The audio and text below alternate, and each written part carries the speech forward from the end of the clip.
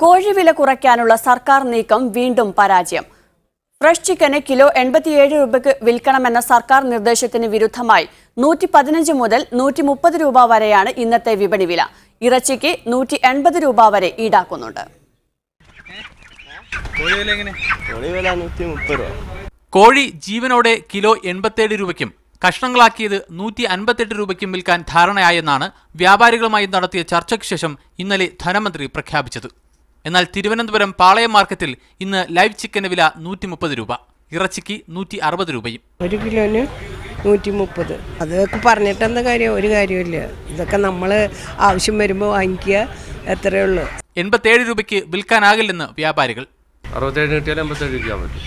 കിട്ടുമ്പോഴല്ലേ വിൽക്കാൻ പറ്റും. കഴിഞ്ഞ വിലയിൽ നിന്ന് 13 രൂപ കുറച്ചാണ് ഇന്ന് വിൽക്കുന്നത്. വടക്കൻ കേരളത്തിൽ ലൈവ് ചിക്കൻ വിൽക്കുന്നില്ല.